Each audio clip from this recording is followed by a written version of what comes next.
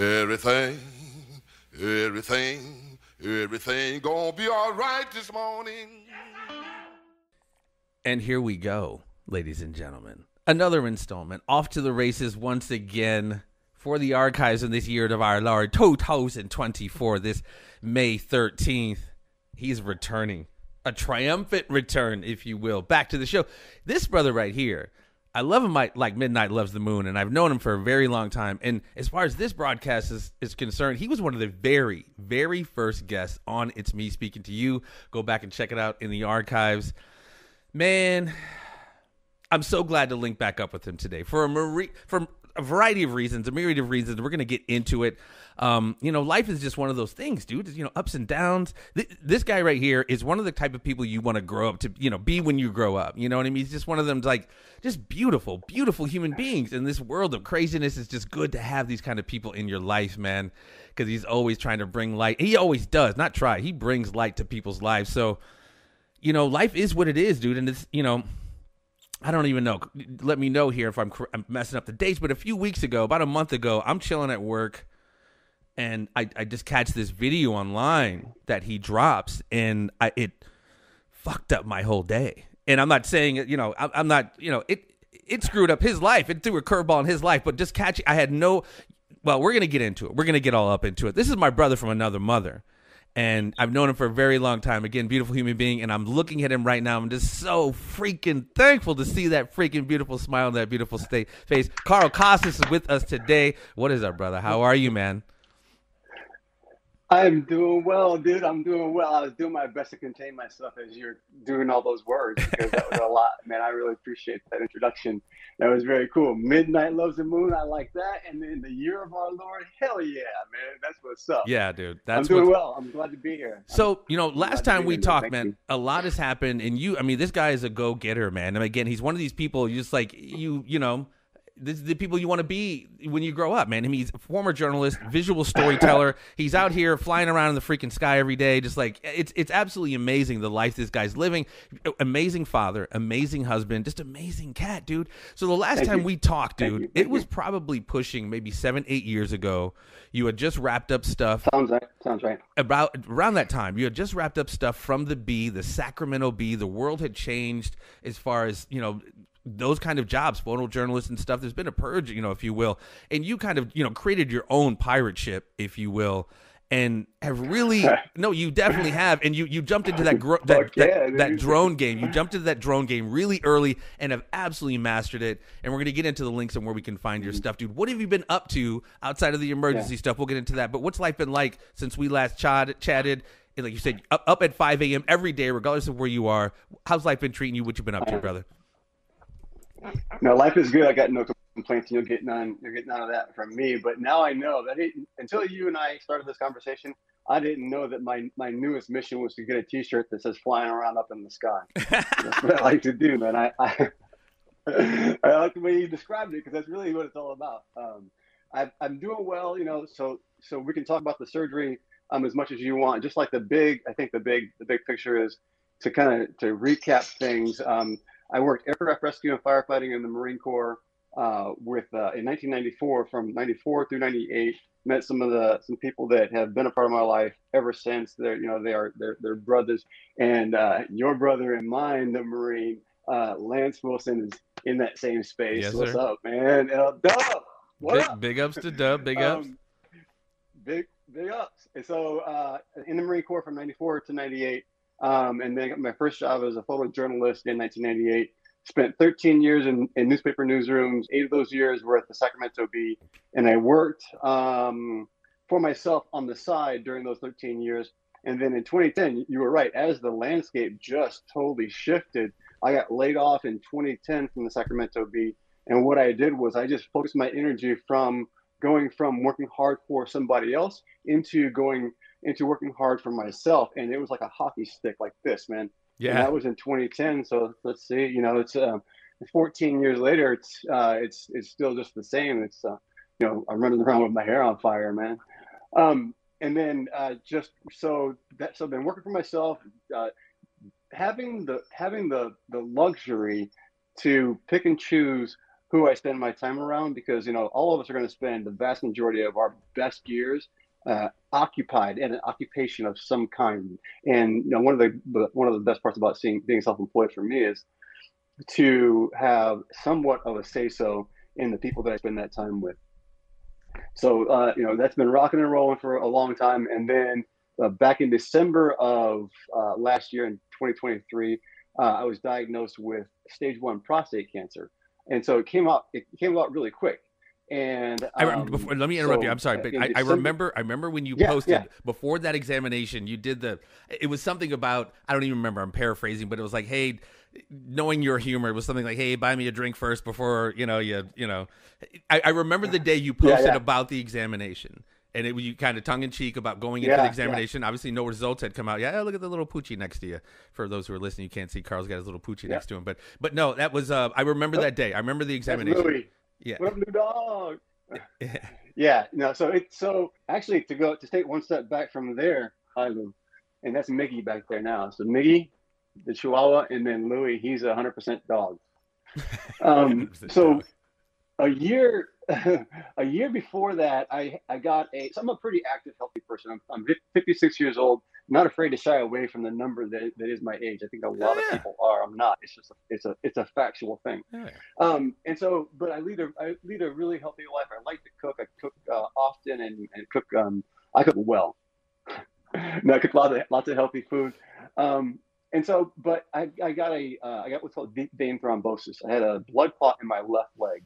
And so they said that the reason why that happened was they called it idiosyncratic, which was a new term for me I'd never heard before. And the definition is they have no fucking idea why that happened. So at that time, I got a PSA test and my levels were elevated. Doc says, we want to do a biopsy to look into this, but you're on blood thinners because of the blood clot. Let's wait till we run that course and then we'll do the biopsy. Did the biopsy. In December, the results came back positive for cancer. So 5 out of the 12 cores, and this is a weird sidebar, but if you want, I can tell you all about the biopsy if you want. That was a trip. They take 12 cores, 12 samples, and then 5 of my 12 came back as cancerous, which put me past the first 2 options, which would have been a radiation where they put little plugs of radiation in there, and then I did, you know me. And the folks that know me.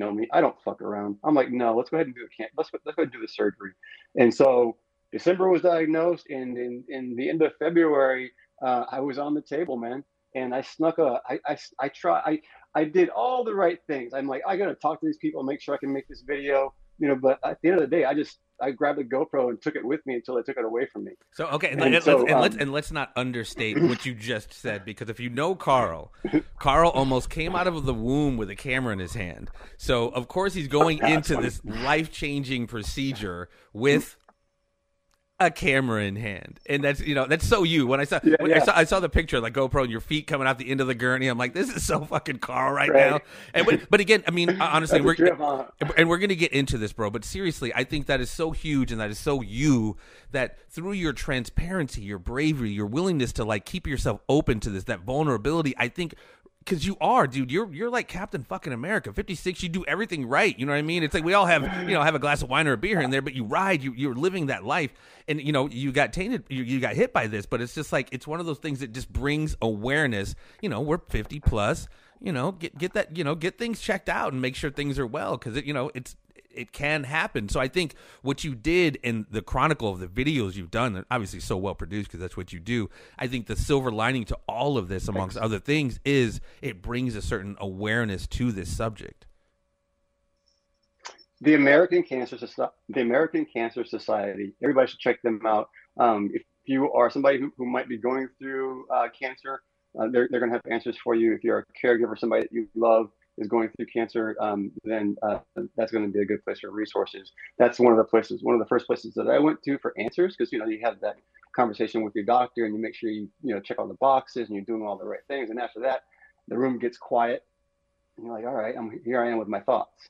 And so then you go to the American Cancer Society, and there's answers. There's tons of people that have been through this before me. I'm not special. I'm not. I mean, this is a very common thing. And going back to the whole idea of talking about it on camera and talking about it with the world, there are a couple of different things about that. One is I make photos and videos for a living. I do a lot of my work in the healthcare sector where I interact with doctors and patients and nurses, and I, on a regular basis, ask them to do what I was doing. And I kind of feel like I'm one of those people where I don't want to ask somebody to do something that I'm not going to be able to prepare to do myself. Right. And this was it. This was like, I mean, if you're ever going to do it, here it is, right here. This is the time. This is the place.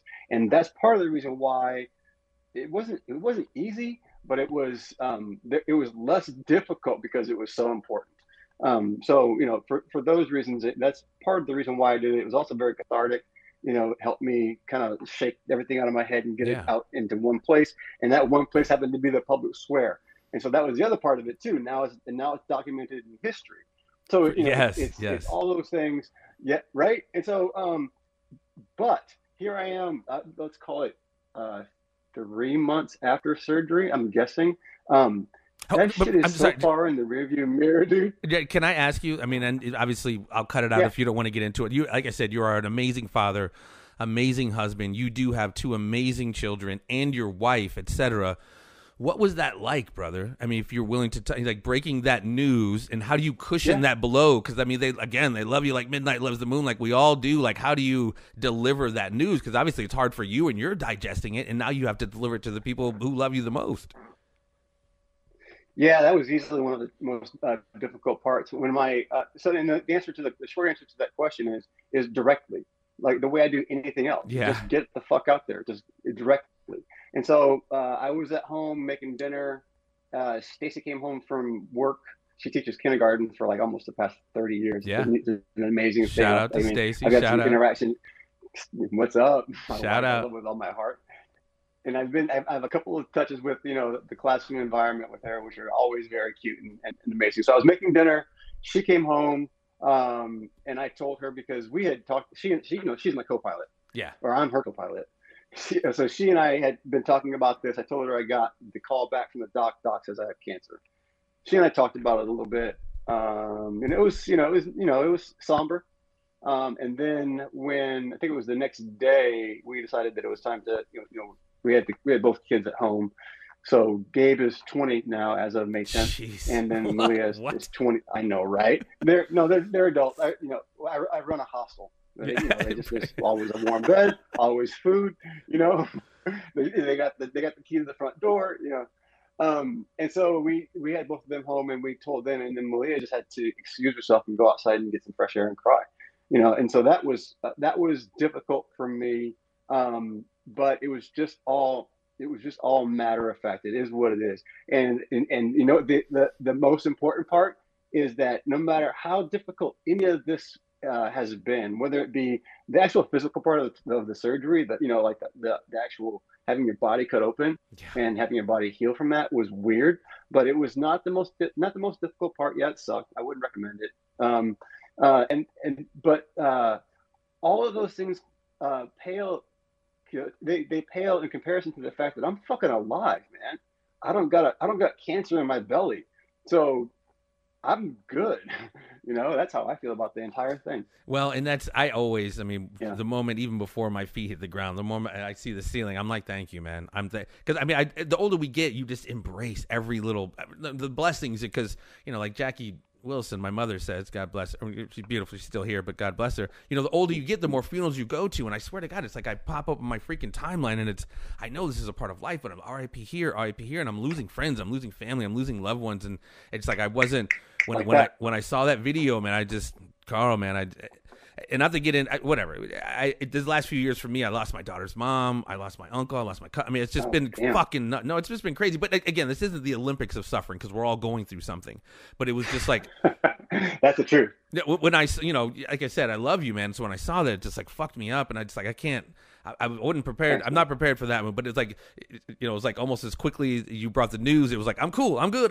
And, it made me obviously feel better. But it was like, it's one of those things. And that's why I wanted to ask you, and you kind of alluded to it, how something, and you already kind of had that perspective. Like I was saying, I already kind of I don't want to have some terminal illness to realize how fucking lucky I am, dude. And you already kind of lived that life before this happened. So this almost reaffirmed what you already were like of counting all of these fucking blessings, man. More than almost. It's just, it's just another grab you by the shoulders and shake you up really good. It's more than almost reaffirmed. It actually, I mean, it really did bring that back to the front of mind. And I've said even before this whole thing has happened that it's really just a matter of numbers. I tell people this, that, you and I are going to typically, the guys like in our position, American males are going to get around 80 healthy years. Maybe it's 70, maybe it's 90, right? Let's call it 80 healthy years. And you might have already heard me say this, or you might know this. Do you have any idea how many days there are in 80 years? 365 times 80. Throw a number out. Huh? I get a lot. Throw a number out. 186,000. I'm so glad you said that. 186,000. No, there are 29,000 days in 80 years. If you live to be 80 years old, or if you have 80 healthy years, that's only 29,000 days. And I think that you and I both know that 29,000 is not a lot of anything. No. I say this in the video. I can give you 29,000 of anything, and you'll figure out what to do with them. Today is one. And so I felt like that before this happened. And, and like we just talked about, the experience has just reaffirmed those things. And again, I'm fortunate. I mean, I had stage 1 prostate cancer, not the worst cancer you can get. If you're going to catch one, caught a pretty good one. Nothing happened. Full body scan, full CT scan. No apparent spread to the other vital organs, the kidneys or the heart or the lungs or, any of those things. And then had my first PSA test a couple weeks ago, post-surgery, and it's exactly where it's supposed to be. So the whole idea is that it should be, that test should be, bang, bang, bang, bang, the same all the way through. Right. So I feel fortunate, so today's one of those few days, and I feel fortunate that that I didn't have something more serious. I've got friends that have, it's not the Olympics of suffering, to use your own words. It's the truth, man. Everybody's got something. And I'm happy where I'm at. Yeah, I'm happy where I'm at. Get the pooches in the background getting rowdy. Hooking it up every day, man. Yeah. So and you obviously, like, watching your journey even post surgery, you were, I think you said something about you're wanting to get back on the bike sooner than what the doc was like, hey, pump the brakes there, brother, pump the brakes. But you are back at it. Like you said, you're riding the bike, you're flying through the freaking sky. And you're also, talk to us about flying through the sky. See, that's what you're doing, bro. If you look at Carl Costas, go to Carl Costas.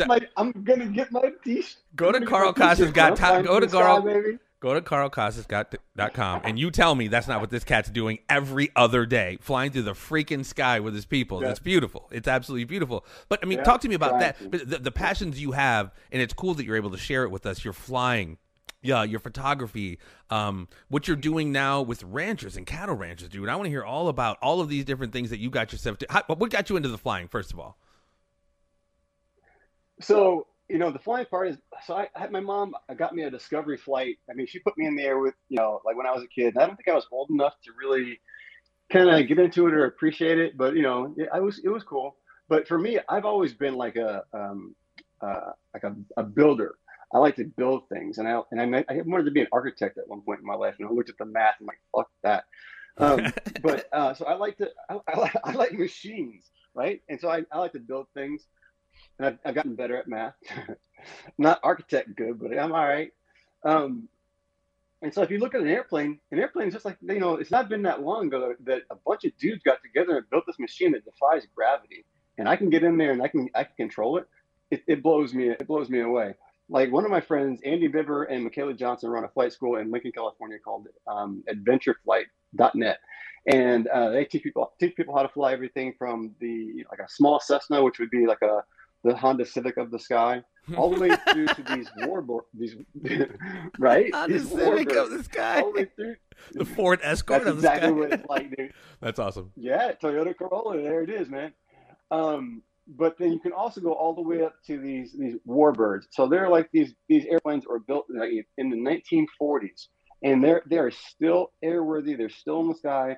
And people like my buddy Andy are still teaching people how to fly these things. And so I got thrown in the back seat of this thing. And it's the same aircraft they taught, 18, 19, 20-year-old dudes how to go fight in World War II. I'm sitting in the exact same cockpit. And my buddy Kevin Quinn was in the front. He's like, controls are yours. And my job is to calmly repeat that command. Controls are mine. That's what my voice said. My heart was like, oh shit, man. I got this 1940 whatever airplane in my hands, and and you can feel it in the sky. So that's the whole thing about. That's part of my thing with airplanes. That led me to meet my friend Merrick Turner, who is a pilot and a cattle rancher. He invited me to his branding last spring, where I met Kevin Gruden, who's a first generation cattle rancher. And Kevin and I are we are one and the same. I mean, it's weird how we connect and how we jive. And Kevin's like, he's like, hey Merrick, give me Carl's number. And we started talking. He just is launching his cattle company, which is locally owned, grass-fed, first-generation, family-owned cattle ranch. And my job is to tell the story of that whole idea, that first-generation cattle rancher, and then weave that into the story of where cattle ranching started and where it is now, and the history and the progression, and kind of really shine a light on the lifestyle of those folks. And so what that's meant like countless sunrise starts. Imagine you and me, sitting on a quad in the middle of 500 acres of California, just California, far as you can see. And then there's 24 cowboys and cowgirls, a handful of dogs over here, a couple other ATVs over there, some trucks and trailers. And then, right about sunrise, all the cowboys, all the horses, they all take off. An hour or two later, over the hill, 300 head of cattle right behind them, 24 cowboys and cowgirls, all moving all 300 head of cattle right down to you and me, right in the corral. Have you got they vaccinate. Have you got drone shots of that? Are you fucking kidding me? I do. Okay. Yeah, okay. I got drone shots of that. They vaccinate them, they castrate them, they brand them, and they make sure that everything is cool before they send them back out to that 500 acres. Right. And so that goes on all day long. We've done that time and time again. And I got all kinds of incredible content from those experiences. And I've sat down and interviewed so I've interviewed Kevin, who's a first generation cattle rancher. And I've interviewed, there are other folks that one is he's a multi-generation cattle rancher. And he's also in the education field. He teaches people about agriculture. And so on and on and on.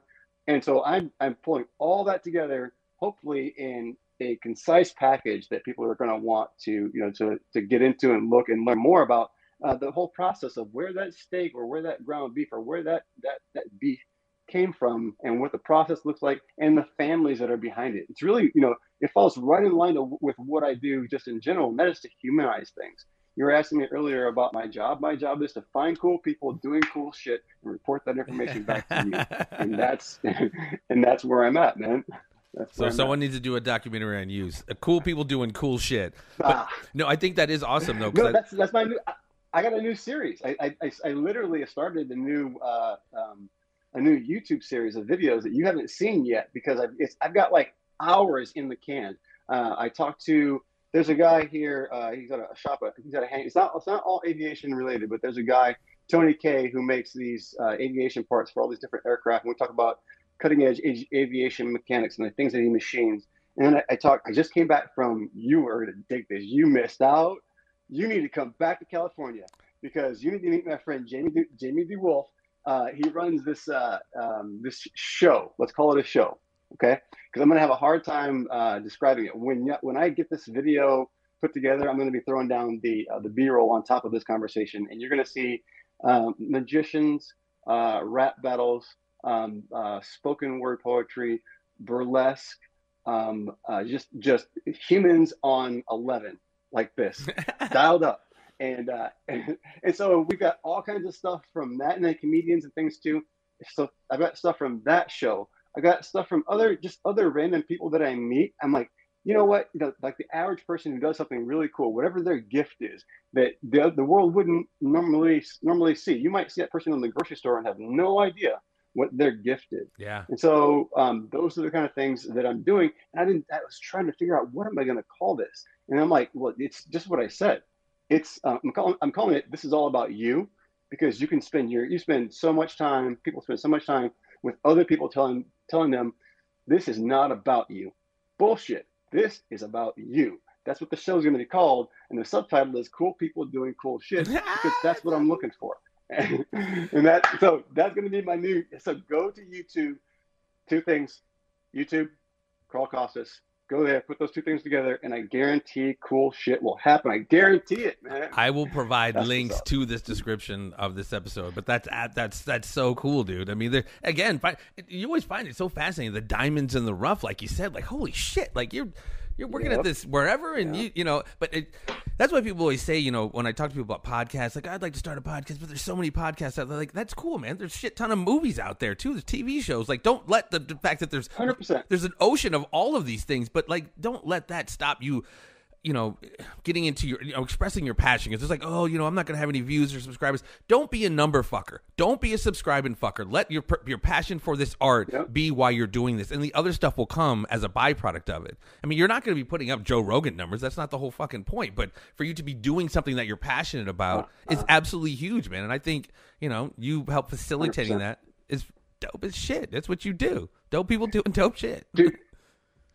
Dude, yeah, right. Maybe that's what I should talk. No, you got it. No, that's cool people doing cool shit. That's what it is. I mean, it's cool because that's who, you know, it takes one, you know, to see one. Like you're a cool motherfucker doing cool shit as well. So it helps with your eye to be able to see other people doing cool shit. And again, it's one of those, like, you never know what that is. Like when people start talking about podcasts, I'm like, dude, if you're into blueberry muffins, there's a podcast for that shit. So whatever you're into doing cool shit, you know, there's a niche audience for it, in my opinion anyway. Because there's 8 billion of us. We're not all doing the same thing. Yeah, 100%, dude. It's a numbers game. 8 billion. Just you're one. And if you look at my website, the landing page of my site is that's really the concept. Is that you know, there are 8 billion people, but there's really only one you. There's really only one story, and that's yours. So I made a mosaic of all these different experiences that I've had, and they all work out to be this one portrait of this really beautiful young lady that I made at this poetry event. It was really neat.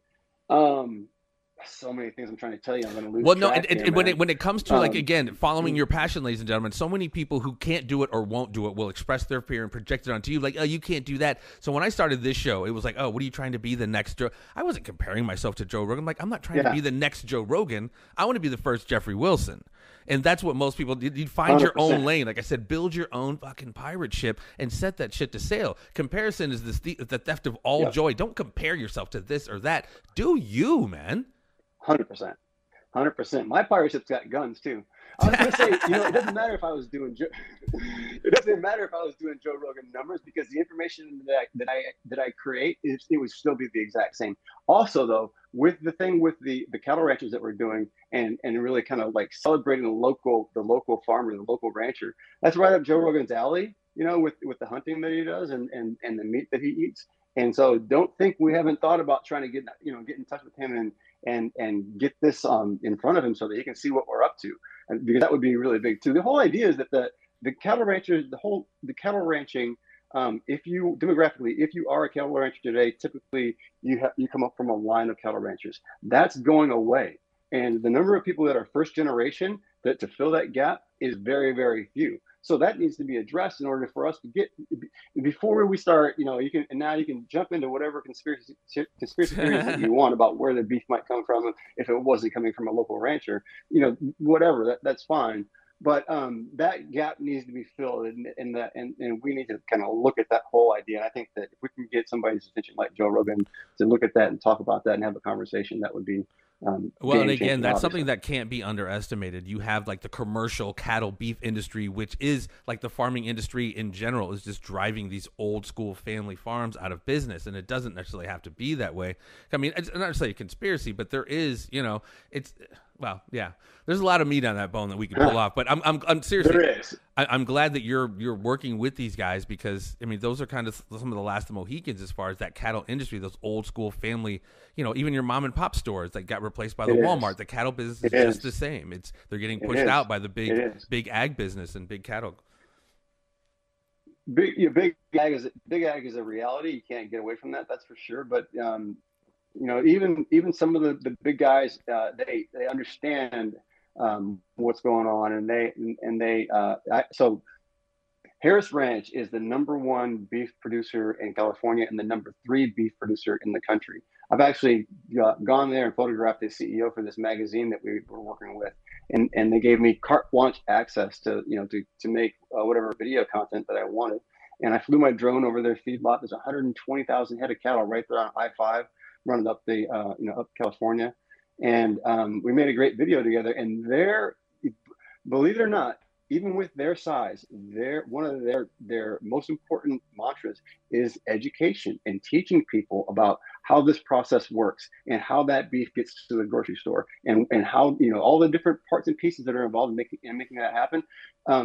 Talking to folks about that education part of it, that is a big deal to them. So, I just got fortunate and fell in with that company, just through the other magazine job, but they actually do have that attitude.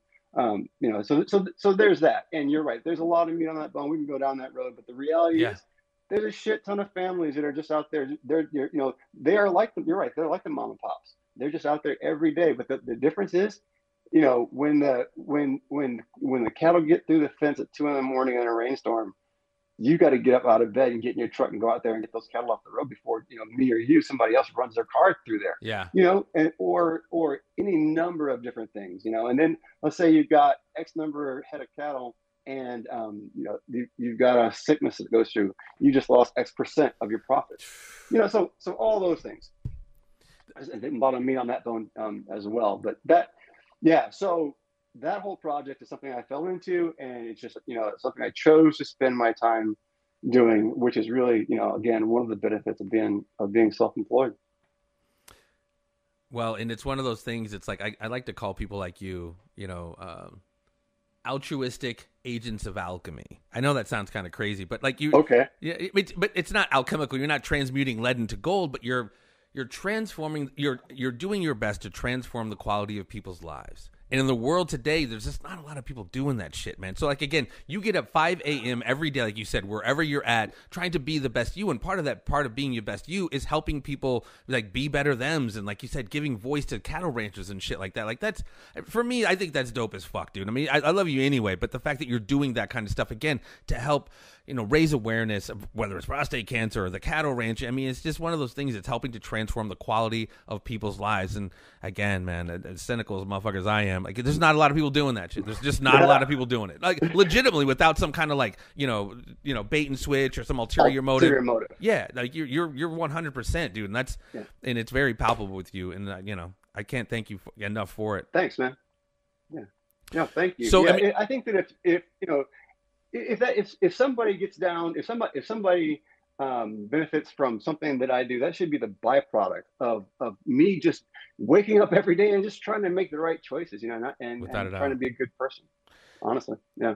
And, success leaves clues, follow what my man does. Like, he's absolutely crushing it. Like I said, he's the type of person, the type of human being you want to be when you grow up, man. I tell you. Listen, so, I mean, you've kind of already alluded to it. I'm going to try and live up to that. We're all works in progress, brother. We're all works in progress. But it's just like, you're literally, like you said, you take those days from 5 a.m. to whatever you do, and you go out and fucking live it, dude. I follow your feed and follow Carl, man. You can live symbiotically, or what's the word? Not symbiotically, Vicariously through my man, flying through the air, like whatever he's doing, you will feel it, dude. I'm gonna get that. Sure. Send me one when you get done with it, bro. I want one. So you've already kind of alluded to it, but with this transformative moment, I mean, like I said, you already wake up like that, but obviously this moment, like these moments you've gone through medically, has been a big, huge reminder of the things you already, the mantra you already had in life. And like I said, you already maybe answered this question. Have you set up, like, what's the next few years look like for you, man? I know you bite into life and let it all drip down your chin anyway, but have you made any more steps to, like, man, I'm really going to do this or this? Is there any bucket list stuff that you haven't done that you're really making sure you're getting done? It's a good question. So the answer is not really, but the longer answer is I think if I had to say one thing, it's just that I'm aiming higher than I was aiming before. There's no reason not to, I think. And I've always aimed pretty high just to begin with. But if you think about that, not to harp on this, but that cattle rancher story. So, I'm in conversation with the Harris Ranch people. They may play a small role. Maybe they'll just come out to the branding and say hi on the camera or whatever. They might be a part of it. But they're the number one producer in the country, or in the state, number 3 in the country. That's a big deal. But I'm not satisfied with that, because if you go to look at in Washington D.C. and you look at the people, like the people that represent the cattle, the beef producers, not just not just hamburgers and steaks, but the dairy folks and everybody else that that touches the cattle market, including all the stuff that people don't know of or think about that are derived from cows. So there are lots of folks in DC who are trying to communicate the exact same message that I just told you about. So all I got to do now is number one, find these folks and get a hold of them and shake them by the fucking collar and show them YouTube, Carl Costas, right?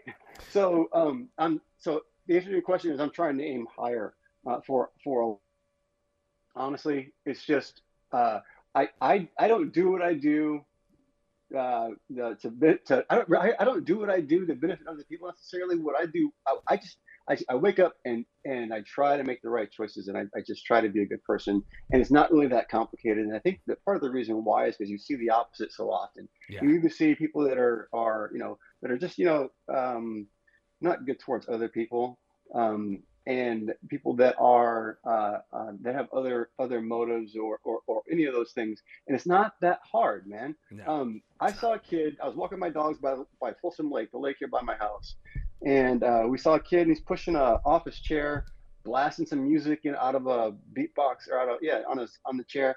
I'm like, what's going on, man? He's like, I'm just moving this chair to our fort down by the lake. I'm like, that's cool. Can I have a ride? He's like, hop on. So I jumped on, and we had a really good time. Took a couple of cute pictures. Fast forward 2 weeks later, I'm going to buy plants for my garden, some tomatoes and some bell peppers and stuff. And there's an Eagle Scout at the front door, and he's raising money for a playground that he's building in, I think it's Columbia. He's giving me a spiel. I'm listening because I'm not really ready to go ahead and throw down some ducats on something in Columbia. It's not really my first priority, but I'm going to listen to him. I let people speak, right? And he stopped in the middle. He's like, hey, man, do you have dogs? I'm like, yeah. And then I looked at him. It was homeboy from the lake, with the chair, the same kid. And so, oh, that's really cool, man. I remember you. And so we took another picture, and then I posted it on social media. And then one of my airplane buddies in Texas, I had posted his QR code as well. One of my airplane buddies in Texas picks up the QR code and drops a C note on that kid, $100 out of nowhere from Texas. I'm like, that is what's up. It wasn't that hard to connect all these dots and light that kid up. And then right after that, another one of my buddies, Roger Sewell, where does Roger live? In Utah. Another pilot buddy in Utah, C-note right on that kid. And all because I stopped and we talked and took a couple pictures together. And now his project is $200 further than it was before. So it's not that complicated, man. It's not that hard. The ripple effect of random acts of kindness, or just like you said, just being a decent human being, dude. I was just talking to somebody the other day, not to get all biblical or religious, but at the end of the day, the book, or hopefully most good books, are just about golden rule shit, man. Just don't be a dick. Yeah. Just be good. I mean, it's like, dude. It's very, like you said, it's ridiculously simple, but we overcomplicate it because a myriad of things, ego and all this other shit. But at the end of the day, it's absolutely free to do what you're talking about, which you just just be a decent human being, dude. It doesn't cost you anything at all. I don't even care. Yeah. So, so my wife, Stacy, she's been teaching kindergarten for damn near 30 years, and she teaches these kids the exact same things that a lot of these adults that we jack around out here with should be practicing. It really isn't that complicated. No. We love overcomplicating it, though. We do. We love overcomplicating it. But and I don't care what the reason. Oh, so here's the other deal too, and this is going to be kind of we're going to go off on a tangent. We can go as far off as you want with this one, but. So I have my own political beliefs. I'm not afraid to express them. I feel like I'm in the middle of the nut jobs on both extremes. And I'm a Marine. A lot of my military friends are very far to the right. And I also live in California. I make photos and videos for a living. I've got a lot of very creative friends who are very far off to the left. I pride myself on being able to have conversations and with both those groups of people, and count them as friends.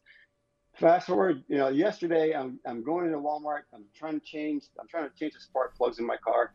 Need a couple of tools. See a guy. He's got his truck pop-up tent covered in Trump merch. I stroll up there. Hey man, how you doing? My name's Carl. He's like, I'm Bob. I'm like, hey Bob. How's business? It's going really well, I'm like, oh, that's cool. And he's like, I'm a Trump supporter. I said, well, you know what? I'm not a Trump supporter. I'm not a fan of Biden either. I think that he's missed his opportunity, blah, blah, blah. He and I just hit it off and talked for like 15 minutes straight. He said people drive by and threaten him with violence. He's an 80-year-old man, 82-year-old man, and people are driving by threatening him with violence. And that's just not right, no matter what you think, you know? And so I thought to myself, he and I were this close. I had all my camera gear. We were this close to setting up the camera gear and sitting down in front of the camera and having a conversation, which is something that I want to do. But then I thought about that idea further. I'm like, why, you know, people do this. That's not a new concept.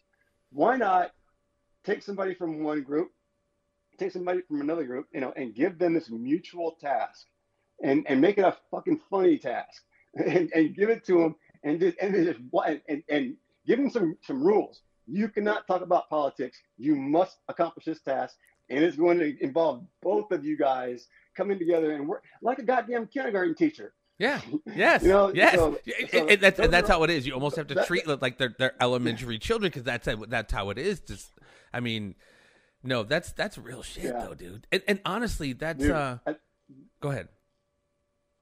That's just where my brain's at. That's what I want to do, you know. And that's really kind of just an extension of that cool people doing cool shit. It's like, I want to get people in front of the camera and have this conversation. So yeah, just, you know, one of the things that I think about. Well, and it's awesome because I mean, you're one of those people who, whatever, it's you're not, of course, like you said, you have your opinions, but your opinions don't have you. So you're willing to, you know, step out and meet people because at the end of the day, what transcends all of us is that we're all fucking human beings, and it's ridiculous the way that we're allowed to, or, you know, our divisions are allowed to define us and shit, as opposed to like, no, I want to celebrate your difference and like that's cool, but we're not getting all into that. But at the end of the day, I see a lot of creation of the groups and then playing the groups off against each other, as opposed to like you're talking about seeing the commonality within the groups and like celebrating the differences, as opposed to like this is the reason why shit's fucked up. And I want to read this. I want to read this something I posted a while ago, and it kind of lends itself to what we're talking about. Remember that time you went to that party or event you didn't want to go to because you thought you had a bad time and you didn't know anybody there, etc., but you wound up having an amazing time and meeting interesting people that you stayed in contact with. Get out of your comfort zone. It's good for you. It's free. Much love. And that's something I mean, we just 100%. And that's the kind of human being you are. And that's like that was like my dad. That's something I always remember. My mom would always, when my mom and dad, they're retired, they would RV and they would cruise around back in the day. The moment they pulled up at shop, Pops would go around and it's like, hey, Kenny Wilson, what up, motherfucker? Like he would just like get to know everybody. You know he would. Yeah, and just regardless of, like you said, I see Trump stuff. I don't give a shit. I mean, whatever. It's not my cup of tea. But you're a human being before you're a Trump supporter. So let's connect on that level. And that's something that you've always done, dude. I was just going to say, so two things. Number one, for those that hear this conversation that don't know Kenny, what you just described is Kenny on the spot. That's on the dot. That's my man right there. That's what's up. And that threw me off my, what else was I was going to say something else.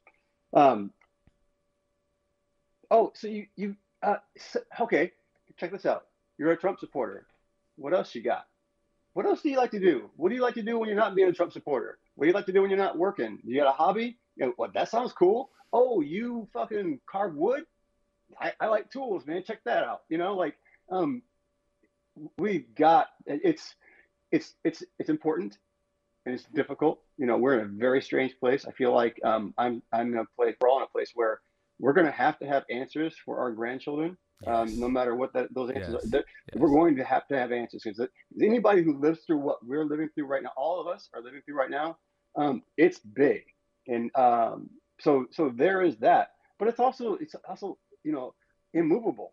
I can't get out there and be Biden or be Trump, or, you know, I can't force the change myself. You know, people can say you can be that one thing. I can just do what I know is right, and I know that people threatening an old 80-year-old man with violence because he sells Trump T-shirts is not right. Right. You know, and vice versa too. I mean, some Trump supporter giving someone who they don't agree with a hard time or threatening them with violence, you know, that's not right either. I know it's not right. You know, I don't have the answers. It's easy to tell what's not right. Well, and again, at the end of the day, the moral of this kind of this whole conversation, we have way more in common than we do different. And please don't allow some terrible illness or some terrible cataclysmic event to bring us together, because that's ultimately, 9/11 or huge floods or huge natural disasters. We only come together. Like, if your family member was drowning and a Trump supporter with a MAGA hat on came to save them, would you say, get the fuck out of here? No, you wouldn't give a shit. Right. So we should attempt to live our lives in that realm. It shouldn't take some horrible thing to realize how not common we are, but how much, in common we have. But we're in the same struggle, man. I mean, honestly. It's the Sneetches. It literally is. I say it all the time. It's the fucking Sneetches from Dr. Seuss. We're all humans. Do you remember the Sneetches, bro, from Dr. Seuss? Yeah. Like, they're all humans, all these yellow things, but one has stars and they're cool, and the others don't have stars, so they're not cool. So they just play them to the fucking left, kick them to the curb, and then whatever. I mean, the story of the Sneetches is pretty much how human beings are. If you're not if you have an Android, you must be poor and fucking not cool. I have an iPhone. I'm cool. Like, whatever way we can divide ourselves, we love doing that. But at the end of the day, we are all human beings. Right. Yeah, man, you are so right. And it's interesting. You can see it. It's easy to see. And I like to sit back and observe a lot of times. Again, I'm not going to be able to change that. That's going to happen. People are going to be comparing themselves. There's going to be TikTok, and for however little I think of the Kardashians, they're going to exist. That's cool. People are going to trip out about those people. That's fine. I'm going to be over here doing me. Exactly. And let that be cool. Yeah. You do your lane, you do my lane, as long as you're not hurting anybody. It's like, I don't give a fuck, dude. And that's what I say 100%. About when people 100%. Like talk. I mean, it's like, your opinion of me, it's none of my business. What you eat does not make me shit. I'm over here doing me, and you say over there doing you. Again, people, we're in a day now, and I'm stealing this line from Patrice O'Neal, one of my favorite comics. People don't have their opinion. Their opinion has them, and that's the world we're living in now, where they don't see the commonality, the humanity. It's all about the fucking tribe or the group. But whatever. That's a whole nother conversation. Carl Costas, I love you. Sure. Love you too, man. I love you too, man. So you hit me and up, I'm like, so... hey, you want to do something? I'm like, fuck yeah. I've got a fuck no approach. Fuck yeah, I want to do that. I'm so happy to see you. I'm so happy to see that I love watching you flying through the air, brother. I love watching all your shit, because you're living the life, man. The air, man. You're not just living. You're not just existing. You're living, and you're. When we all, I mean, it's a testament to the comments when you broke the news. People are like, "What, Carl? What the fuck? No, how does Dick Cheney live a happy life? And my man here is going through." I mean, you're a beautiful motherfucker, dude, and I'm so proud and thankful to know you, your wife, your children, and within Carl's stuff, his son Gabe is quite the character. Go back to his Prince riding with Pops days, listening to Prince, or him crushing it on the when he's on the drums, doing his little drums, dude. Anyway, that's my dude. You breed beautiful people because you are a beautiful person. I love you, my friend. I truly do. Sir. Thank you so much for your time, man. This has been Carl Costas. I'm going to leave a link to everything he's up to so you can follow him. He is the best of us, man. He is the best of us. Yeah. Thank you so much, man. Thank you. Thank you, Carl. All right, brother. Till next time. Peace and so much love. Stay tuned. As you know it, there will always be more out this bitch.